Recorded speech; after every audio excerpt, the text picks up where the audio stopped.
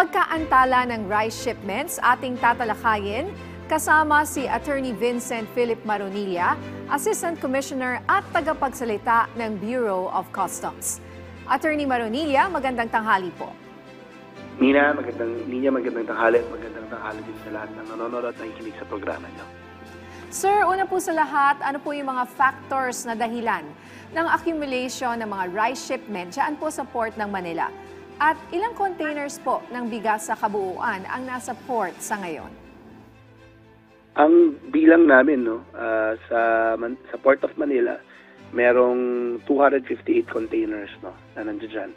237 dun sa containers na yun, bayad na ng duties and taxes sa Bureau of Customs at cleared na namin. So, ang problema dyan, nandun na sa kanilang mga consignees. Although wala pa naman siyang 30 araw na nandiyan dyan sa puerto. Sa ilalim kasi ng batas natin, pag nagstay ka at hindi ka kinlaim after mo magbayad ng duties and taxes sa loob ng 30 araw, 30 days, maaari na po namin i-declare silang abandoned. So wala pa naman po ito. Doon po sa 258 na containers sa Port of Manila, sabi ko nga, 237 ang bayad na. Meron pong mga 21 containers na pinoproseso pa para bayaran natin. Ito naman po yung nag-lodge pa lang very recently. Sa Manila International Container Port naman po, meron tayong 630 containers na nandiyan pa. 492 po doon bayad na at 138 naman po ay pinoproseso pa ng kanilang mga consignees. Again, pareho po itong Port of Manila at MICP, yung mga nakapending po dyan. Wala pa naman pong 30 araw na nandiyan dyan. So, hindi pa natin ma-declare na abandon. Pero sa akin pagkakaalam po, nagko-coordinate na ang ating Department of Agriculture sa mga may-ari nitong mga consignees, itong mga bigas na to para ma-release na po itong mga to. Ano po yung balita na ilang buwan na raw silang nandyan? So hindi po totoo yun na 3-6 months na raw po na nandyan sila nakatenga? Sa data namin, ma'am, wala pa naman pong 30 days. So ito po yan, pinabantayan naman namin. Mukhang yun din naman po ang earlier statement na clarify ng Department of Agriculture, if I'm not mistaken, together with General Manager Jason Tiago. Okay. So ano po ulit yung mga hakbang na kailangang isumite o gawin ng mga consignees para ma-release na din ang iba pang mga rice containers po na natitira sa Manila Port? Ang kailangan na lang po nila i-pull out yun. Nandun na po yun, bayad na po yung mga shipments na yun ng duties and taxes, clear na po ng customs on. Ang kailangan na lang po ay kanilang kunin sa mga puerto natin, ilagay sa kanilang mga warehouses or i-distribute na dun sa kanilang mga pagbibigyan ng mga retailers. Ngayon, pag hindi po nila ginawa yan sa loob ng 30 araw, mula nang sa kanilang pagbayad sa Bureau of Customs, i-declare po namin abandon yan at maaari po yung i-auction at or kaya naman i-donate sa mga kadiwa stores. Okay. Sa Manila International Container Port naman po, ilang rice containers pa po ang hindi pa maaaring ma-release sa ngayon? At ano po yung hinihintay ng Customs Bureau po mula sa mga importers na ito? 138 na lang naman po, ma'am. Out of the 630 na nandyan po sa yarda natin sa Manila International Container Port, 492 po ay naproseso na, tabayaran na rin ng tamang buwis nila. Kailangan na lang pong i-pull out yon ng mga importers or mga consignees natin. Yung 138 naman po, pinoproseso pa kasi karating lang naman po nito mga to. May ilang araw po talaga yan ng pagpoproseso at na pagkatapos po nilang mabayaran duties and taxes yan, pwede na rin po nilang i-pull out yan. Okay. Ano naman po yung mga hakbang ng Bureau of Customs sa monitoring at pamamahala ng rice shipment situation sa mga ports ng Manila? Ma'am, meron po kaming tinatawag namin na isang system, isang computer system which provides us with real-time data, kung ilan po yung pumapasok, ilan yung nakapending, ilan yung aming port utilization, ano po yung mga shipments na nandun sa kanilang mga puerto.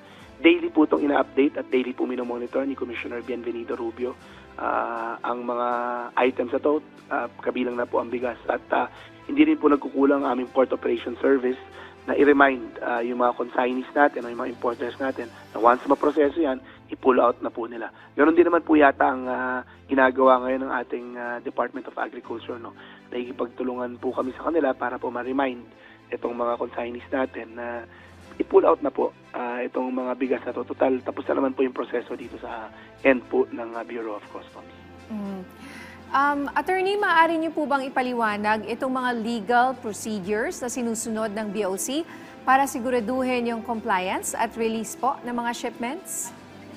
Yes, ma'am. Once po mag-lodge yan sa atin, kasama po namin ang Bureau of Plant Industry, no, ng Department of Agriculture, kapag po yan ay bigas, upang inspeksyonin ang mga items na yan. Chine-check po ng Bureau of Customs at ng Bureau of Plant Industry yung mga kaukulang permits na inisyu po para sa mga bigas na yan. Importante pong merong mga kaukulang permit yan para po masiguro natin na yan ay pinayagan ng Department of Agriculture na i-import dito dahil yung kanilang produkto ay fit for human consumption. Now, after that examination, ma'am, ang gagawin po dyan ay i-assess ng ating mga customs appraisers at based po sa recommendation ng ating customs examiners. At once ma-assess po yan, kami po ay magpo-provide ng assessment notice sa mga importers kung magkano po ang kailangan bayarang buwis ng mga yan. Once po yan ay matanggap ng ating mga importers, maaari na po nilang bayaran yan online. No? Ang pagbabayad po sa Bureau of Customs is by way of an auto-debit system ng kanilang enrolled accounts dun sa aming CPRS system o yung aming custom system. No? Once po matanggap na namin ang kabayaran yan, i-release na po namin yung shipment na yan, papunta po dun sa ating mga terminal operators para doon naman po nila i-settle yung kanilang mga charges. And once that is done, maaari na po nilang i-pull out yung kanilang mga shipments papalabas ng mga puerto natin at i-deliver sa kanilang mga warehouse o kung saan man po nila nais itong dalhin. Since nababahala po ang ating mga kababayan sa presyo ng bigas dahil raw po sa shipment delays na ito, ano po ba ang posibleng epekto nito sa presyo ng bigas sa merkado? Ma'am, ipapaalala lang po namin at isisiguraduhin namin sa ating mga kababayan na itong mga gantong sitwasyon, no, sa tingin namin at wala pa naman sa aming pagsusuri, hindi pa naman po ganoon kalaki yung kanilang delay, no, dun sa paglalabas dahil wala pa naman pong 30 days. Maaari pong hindi pa naman ganoon kalaki yung epekto nito, no, sa pagpepresyo.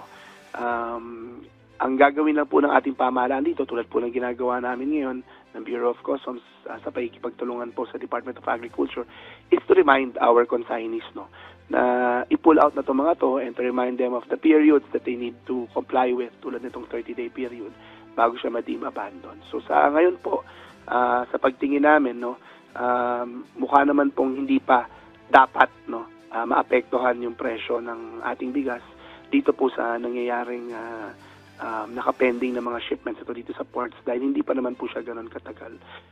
Ngayon po, nevertheless, we're still going to push for the consignees na ilabas na po ito, no? At dali na sa kanilang mga destinasyon. Okay. Mensahe nyo na lang po sa ating mga kababayan mula po sa inyo dyan sa Bureau of Customs. Makakaasa po ang ating mga kababayan na itong mga gantong bagay, no, na alam naman po ng pamunuan ng Bureau of Customs sa pangunguna ni Commissioner Bian Rubio, no, na meron pong maaaring epekto, no, sa pagtaas ng mga presyo ng mga bilihin kapag nagkaroon delay ay tinututukan po ng inyong Bureau of Customs. Sinisiguro po namin na lahat po ng shipments na dadaan sa Bureau of Customs ay nasusuri ng maayos at mabilis din po ang kanilang pagpoproseso para po walang tinatawag na additional na kailangan saluhin ang mga consumers natin.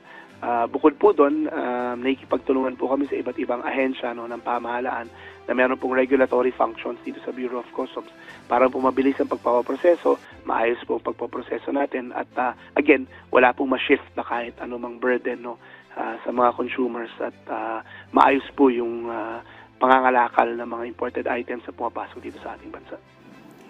Alright, maraming salamat po sa inyong oras, Attorney Vincent Philip Maronilla, Assistant Commissioner at tagapagsalita ng Bureau of Customs.